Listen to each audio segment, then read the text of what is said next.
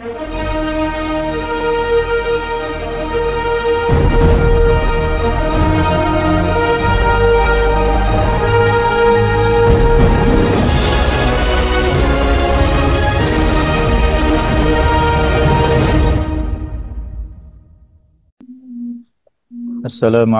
warahmatullahi wabarakatuh. Waalaikumsalam warahmatullahi wabarakatuh. Wabarakatuh. Alhamdulillah, alhamdulillahilladzi hadana lihada wa ma kunna linahtadiya laula an hadanallah. Ashhadu an la ilaha illallah wahdahu la syarika lah. Syahadatan tunji qailaha yawman nadamah. Wa ashhadu anna Muhammadan abduhu wa rasuluh. Turja syafa'atuhu yawmal qiyamah. Allahumma salli wa sallim ala sayyidina wa habibina wa maulana Muhammad wa ala alihi wa ashabihi ajma'in. Allahumma inna nas'aluka ilman nafi'a wa na'udzubika min ilmin la yanfa'. Subhanaka la ilma lana illa ma 'allamtana innaka antal alimul hakim wa tub 'alaina innaka antat tawwabur rahim. Rabbi shrah li sadri wa yassir li amri wahlul 'uqdatam min lisani yafqahu qawli amma ba'd. Pada kesempatan ini usikum wa nafsi bitaqwallah. Mari kita menetapi dan meningkatkan ketakwaan kepada Allah Ta'ala, dan marilah kita saling memberikan nasihat di antara kita. Fadzakir fa inna dzikra tanfa'ul mu'minin. Maka berilah peringatan, sesungguhnya peringatan itu bisa memberi manfaat kepada sesama mukmin. Yaitu pada kesempatan ini nasihat berjudul 3 solusi dalam masalah di kehidupan kita. Pasti kita sebagai manusia banyak mendapatkan permasalahan dalam hidup, baik itu masalah pribadi, keluarga, pekerjaan, dan juga problematika yang lainnya. Maka kita perlu untuk merujuk nasihat-nasihat yang disampaikan oleh para pendahulu kita, generasi salafus saleh, generasi terdahulu kita, dan khususnya lagi yaitu dari 3 generasi, yaitu para sahabat tabi'in dan para tabi'ut tabi'in. Mereka lah generasi terbaik yang antara perkataan dan perbuatannya bisa kita jadikan sebagai qudwah hasanah, contoh bagi kita semuanya. Ada nasihat yang dikutip oleh Imam Ahlu Makkah pada zamannya, itu Sufyan ibnu Uyainah. Beliau ini lahir di Kufah, Irak pada tahun ke-107 Hijriah, kemudian hijrah ke Makkah, berinteraksi dengan ulama-ulama di Makkah sampai menjadi ulama besar di sana. Bahkan beliau melaksanakan ibadah haji setiap tahun ya. Beliau menyampaikan sendiri sekitar 70 kali melaksanakan ibadah haji pada saat hidup di Mekah, dan mengajarkan hadis serta ilmu-ilmu yang lainnya. Beliau memiliki kemampuan yang luar biasa, berguru kepada para tabi'in ya. Jadi beliau ini generasi tabi'ut tabi'in. Dan di antara guru beliau ada Amr bin Dinar, kemudian Ibnu Syihab Az-Zuhri, ada juga Syu'bah dan lain-lain. Sedangkan di antara murid beliau ada Muhammad bin Idris Asy-Syafi'i atau yang dikenal Imam Syafi'i.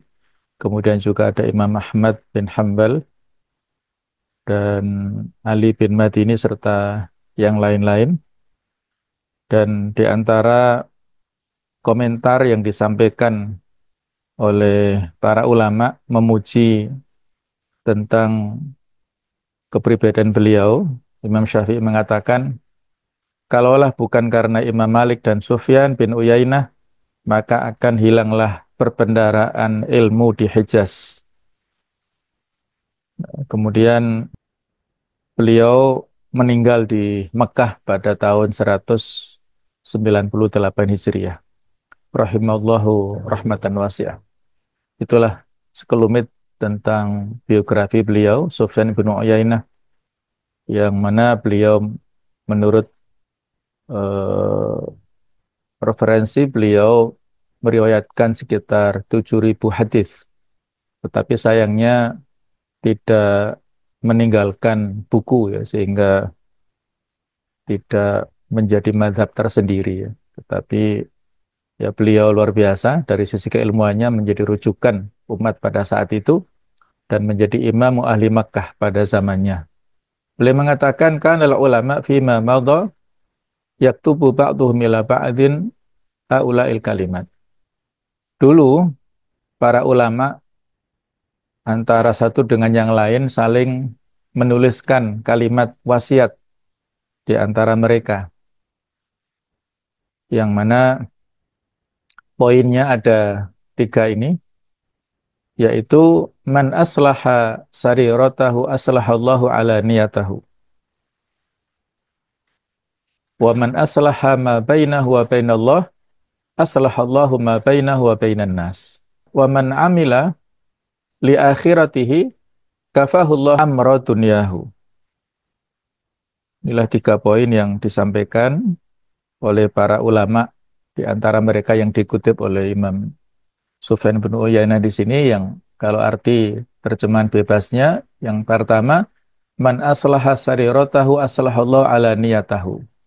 Barang siapa memperbaiki keadaan batinnya, niscaya Allah perbaiki keadaan lahirnya.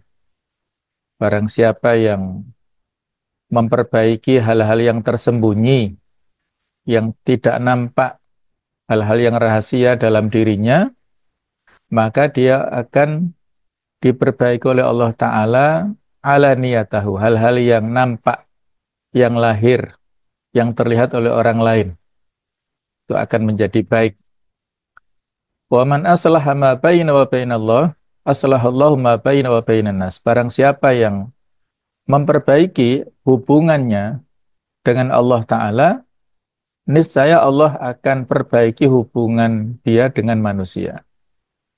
Wa man amila li akhiratihi kafahullahu amra dunyahu. Barang siapa yang beramal untuk akhiratnya, niscaya Allah akan cukupkan kehidupan dunianya. Diceritakan oleh Ibnu Abi Dunya dalam kitab Al-Ikhlas wa Niyah, serta dikutip juga oleh beberapa ulama yang lain. Pada poin pertama, nasihat yang disampaikan oleh para salafus soleh kita, man aslaha sariratahu aslahallahu ala niyatahu. Siapa yang memperbaiki batinnya, maka Allah akan memperbaiki performa zahirnya. Jadi inilah pentingnya kita untuk menata hati kita, menjaga keikhlasan dalam setiap aktivitas kita. Sebagaimana yang dinasihatkan oleh Rasulullah SAW, Innallaha la yanduru ila ajsamikum wala ila suwarikum walakin yanduru ila qulubikum wa amalikum. Sesungguhnya Allah tidak melihat kepada fisik-fisik kalian dan juga kepada rupa, performa zahir kalian. Walakin yanduru ila qulubikum wa amalikum. Tetapi Allah melihat pada hati-hati kalian dan pada amal-amal kalian. Mungkin secara fisik ada orang yang luar biasa menariknya, ketampanannya, kecantikannya, penampilannya yang luar biasa, tetapi kalau hatinya dipenuhi dengan penyakit-penyakit hati, maka itu orang yang tidak mulia di sisi Allah. Kebalikannya, mungkin secara fisik dia kurang menarik, tetapi kalau hatinya dipenuhi dengan kebaikan, dengan kesolihan, maka itulah orang yang dilihat oleh Allah Ta'ala yang terhormat. Kalau yang ideal dua-duanya secara batin dia baik dan secara zahir juga menarik. Sebagaimana yang ditampilkan oleh Rasulullah SAW dan juga para generasi awal kita. Hatinya baik, penampilannya menarik. Sehingga bisa mendakwahkan Islam ini dengan menarik dan bisa menggait untuk mengajak kebaikan dengan lebih mudah. Jadi yang penting adalah kita memperbaiki secara batin hati kita, membersihkannya dari berbagai macam penyakitnya. Insya Allah, Allah Ta'ala akan memperbaiki zahir kita. Ada nasihat yang disampaikan oleh Imam Ibnul Jauzi rahimahullah. Man aslaha sariratahu faha abira fadlihi wa abiqatil qulubu binashri tibihi. Allahu fi islahis sarair fa innahu ma yanfa'u ma'a fasadiha salahud zahir. Beliau berkata, barang siapa yang memperbaiki apa yang tersembunyi atau batinnya, sifat-sifat batinnya, kejiwaannya, maka akan tersebar luas keutamaannya. Walaupun mungkin dia tidak bermaksud untuk memviralkan, menyebarluaskan apa yang dia lakukan, kalau betul-betul niatnya baik, maka itu akan tersebar kebaikannya. Wa abiqatil qulubu binashri tibihi. Hati akan harum dengan wanginya. Allahu fi islahis sarar, maka ingatlah fokus kita kepada perbaikan batin. Islahus sarair di sini. Perbaikan secara jiwa. Kenapa? Fa innahu ma yanfa'u ma'a fasadiha salahu dhahir. Karena jika batin rusak, maka kebaikan zahir tidak akan bermanfaat. Di permak apapun zahir seseorang, kalau batinnya rusak, itu tidak memberi manfaat. Nah, seperti orang munafik. Secara zahir dia berpenampilan apapun, tapi kalau batinnya menyimpan kekafiran, menyimpan penyakit-penyakit hati, maka itu tidak memberi maslahat kepada umat. Nah, kemudian nasihat yang kedua adalah man aslaha ma bainahu wa bainallah aslahallahu ma bainahu wa bainan nas. Barang siapa yang memperbaiki hubungannya dengan Allah, niscaya Allah akan memperbaiki hubungannya dengan manusia. Memperbaiki hubungan dengan Allah yaitu dengan cara memperbaiki ibadah kita kepada Allah. Memperbaiki kekhusyukan kita dalam sholat kita, memperbaiki lurusnya ibadah kita, kita berusaha supaya hati kita selalu mengingat Allah Subhanahu wa Ta'ala, terkoneksi dengan Allah Ta'ala. Orang yang memperbaiki zikirnya, pasti Allah akan selalu ingat kepadanya. Sebagaimana Allah berfirman, fadhkuruni adhkurkum, washkuruli walatakfurun. Karena itu ingatlah kamu kepadaku, niscaya aku ingat pula kepadamu, dan bersyukurlah kepadaku, dan janganlah kamu mengingkari nikmatku. Dalam hadis dikatakan, ta'arraf ilallahi firrakha, ya'rifka fisyiddah. Kenalilah Allah dalam kondisi senang, longgar, pada saat kita bergembira, saat mendapatkan nikmat, maka Allah akan mengenalmu pada saat engkau mendapatkan kesulitan. Kadang-kadang sebagai manusia, sebagai muslim, kita sering khilaf. Pada saat kita kondisi terjepit justru mengingat Allah. Tetapi dalam kondisi bergembira, senang-senang, justru kita lupakan Allah. Nah, kita diperintahkan untuk selalu ingat Allah dalam setiap kondisi. Kita mengingat Allah, maka Allah selalu mengingat kita dan memberikan segala yang kita inginkan, yang kita butuhkan. Apabila Allah ingat kepada kita, pasti Allah akan berikan kepada kita berbagai macam bantuan dan pertolongannya. Maka siapa yang memperbaiki hubungannya dengan Allah, Allah akan perbaiki hubungannya dengan manusia. Memperbaiki hubungan dengan Allah, yaitu dengan menumbuhkan rasa cinta kita kepada Allah. Kita mencintai apa yang Allah cintai, kita mencintai Allah melebihi segala-galanya. Menumbuhkan rasa takut kita kepada Allah. Allah sangat kita takuti, bahkan ketika kita sendiri, kita takut untuk memaksiati Allah Subhanahu wa Ta'ala. Memperbaiki hubungan kita dengan Allah, yaitu dengan cara kita bertawakal kepada Allah. Menyerahkan seluruh urusan kita kepada Allah. Kita hanya berdoa kepadanya, kita hanya berharap kepada Allah, kita tidak berharap kepada sesama manusia. Kita perbaiki hubungan kita dengan Allah dengan cara kita banyak bertaubat dan beristighfar kepadanya, memohon ampunan akan dosa-dosa kita, karena manusia pasti tidak lepas dari dosa. Maka ia perbaiki hubungannya dengan Allah Ta'ala.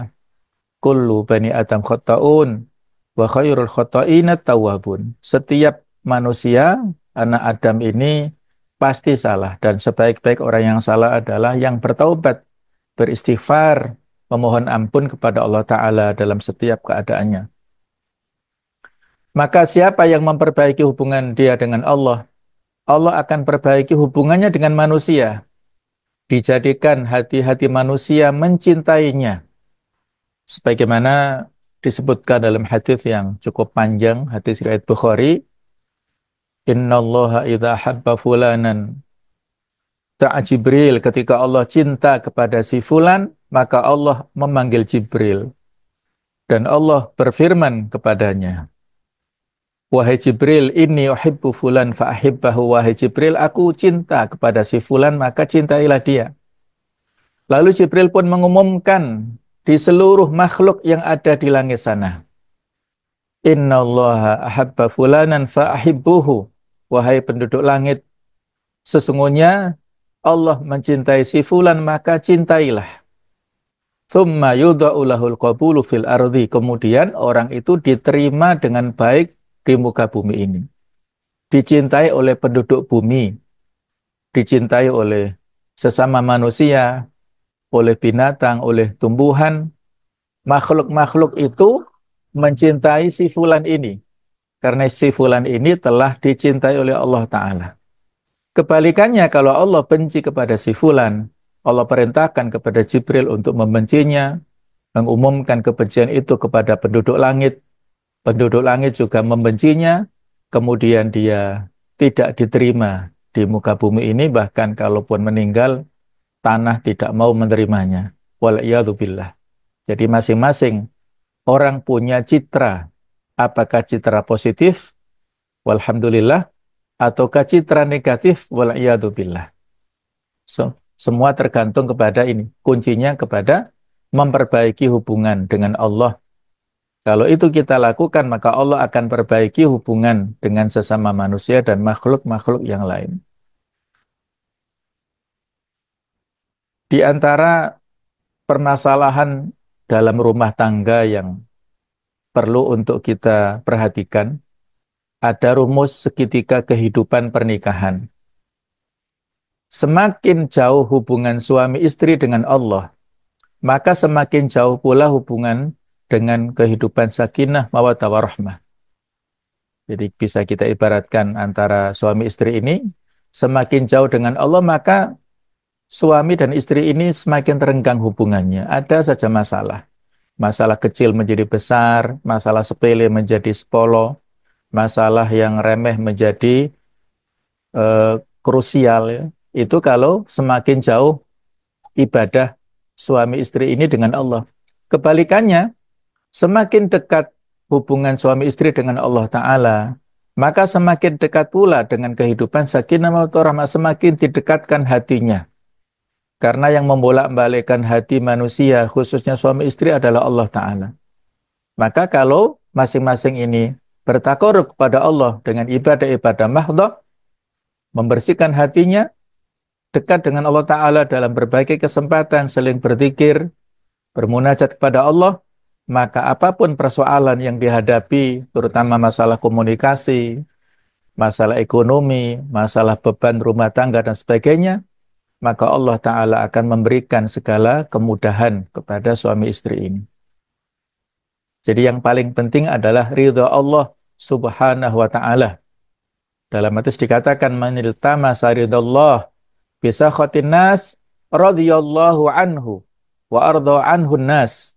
Barang siapa yang mencari keridhaan Allah meskipun manusia benci kepadanya, niscaya Allah akan ridho kepadanya dan dia akan menjadikan manusia ridho kepada orang ini.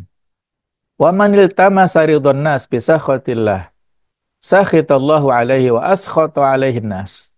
Barang siapa mencari keridhaan dari manusia dengan membuat Allah murka kepadanya, niscaya Allah akan murka kepadanya dan dia akan menjadikan manusia murka kepadanya. Hadis riwayat Ibnu Hibban dalam sahihnya diceritakan dari Ibunda Aisyah radhiyallahu anha. Jadi kuncinya adalah ridha Allah. Walaupun mungkin orang-orang pada awalnya tidak suka, tapi kalau ridha Allah sebagai tujuan, Allahu ghayatuna, maka Allah ridho kepada kita dan manusia pun akan ridho kepada kita. Dan begitu pula kalau orang yang berobsesi pada ridho manusia dengan mengabaikan keridhaan Allah, dia membuat Allah murka, maka Allah menjadikan orang-orang tidak suka kepadanya dan Allah pun juga tidak suka. Maka mari kita menata hati kita, menata akhlak kita, sifat kita supaya Allah jadikan ridho Allah sebagai tujuan utama dalam kehidupan kita ini. Selanjutnya, nasihat ketiga adalah wa man amila li akhiratihi kafahullahu amra dunyahu. Barang siapa beramal untuk akhiratnya, maka Allah akan cukupi perkara dunianya. Maka mari kita jadikan akhirat sebagai niatan kita, sebagai obsesi kita. Diceritakan dalam hadis yang diceritakan oleh Zaid bin Thabit bahwasanya Rasulullah SAW pernah bersabda, "Man kana fid dunya hammahu, farraqallahu alaihi amrahu, wa ja'ala faqrahu baina ainaihi, wa lam ya'tihi minad dunya illa ma kutiba lahu." Barang siapa yang tujuan hidupnya adalah dunia, materi, jabatan, kedudukan, harta, maka ada 3 dampak negatif. Yang pertama, faraqallahu alaihi amrahu. Allah akan mencerai beraikan urusannya. Urusan yang sepele menjadi susah. Urusan yang remeh menjadi berat. Akan susah mendapat solusi dari masalah kehidupannya. Wa ja'ala faqrahu baina ainaihi. Menjadikan kefakiran di kedua pelupuk matanya. Walaupun mungkin secara materi banyak, tetapi dia merasa fakir. Fakir itu artinya butuh. Masih merasa kurang terus atas pemberian Allah Ta'ala, dia tidak memiliki sifat qanaah dalam hatinya. Walam ya'tih minad dunya illa ma kutiba lahu. Dan dia tidak mendapatkan dunia kecuali menurut ketentuan yang telah ditetapkan baginya. Kecuali berdasarkan ketentuan takdir untuknya, pas-pasan. Tidak lebih, tidak ada keberkahan di situ. Kebalikannya, waman kanatil akhirah niyatahu, siapa yang menjadikan akhirat sebagai obsesinya, sebagai niatnya, tujuan utamanya, jama Allahu amrohu. Maka ada 3 keuntungan, dampak positif yang dia dapatkan. Yang pertama, dia akan dikumpulkan urusannya, dimudahkan urusannya, urusan yang berat menjadi ringan, urusan yang sangat krusial ya menjadi biasa saja, menjadi ringan dan mudah urusan-urusannya. Wa ja'ala ghinahu fi qalbihi, dan Allah jadikan kekayaan dalam hatinya. Dia memiliki sifat qanaah, memiliki sifat puas, nerimo ing pandum. Karena Nabi mengatakan laisal ghina bi kathratil arad walakinnal ghina ghinan nafs. Kekayaan bukan semata-mata kekayaan materi, tetapi kekayaan itu adalah kekayaan jiwa. Yang ketiga, wa'atat dunya wa hiya raghimah. Dunia akan mendatanginya dalam keadaan yang hina, dalam keadaan tunduk. Rizkinya akan memberikan keberkahan yang banyak kepada orang yang mengutamakan kehidupan akhirat. Hadis ini sahih diceritakan oleh Imam Ahmad dalam kitab Musnadnya dan juga oleh para a'immatul hadis yang lain. Insya Allah ya, luar biasa. Inilah nasihat untuk kita semuanya dari permasalahan kehidupan yang sangat banyak. Ternyata kata kuncinya adalah man kana fil akhirah niyatahu, menjadikan akhirat sebagai obsesinya. Kejarlah akhirat, niscaya dunia akan mengejarmu. Imam Hasan al-Basri rahimahullah pernah berkata, wahai para pemuda, wajib bagi kalian untuk mengejar negeri akhirat. Kami banyak melihat orang yang mengejar akhirat, dia mendapatkan pula dunianya. Namun kami tidak melihat ada seseorang yang mengejar dunia, tapi dia mendapat akhirat bersama dengan dunianya. Di antaranya diceritakan oleh ahli hadis ya, kalau beliau ini ibadahnya, kedekatannya dengan Allah Ta'ala, maka sangat dimudahkan untuk menghafalkan hadis-hadis dan juga tentunya Al-Quranul Karim ya. Artinya kalau kita menginginkan target-target dunia, maka kata kuncinya adalah kita kejar dulu akhiratnya. Bagaimana cara mengejar akhirat? Ya dengan mendekat kepada Allah.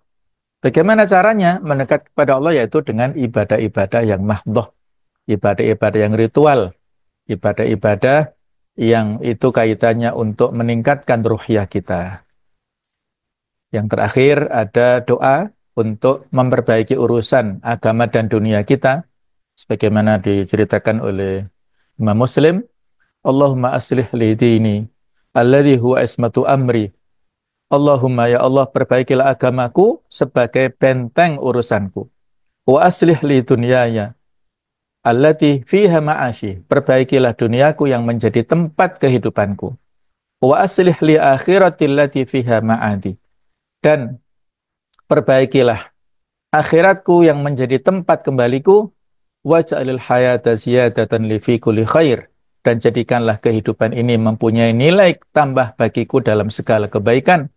Waj'alil mauta rohatan li min kulli syarr. Dan jadikanlah kematianku sebagai kebebasanku dari segala kejahatan. Barakallahu fikum jami'an wa lafu minkum. Ihdinas siratal mustaqim. Wassalamualaikum warahmatullahi wabarakatuh.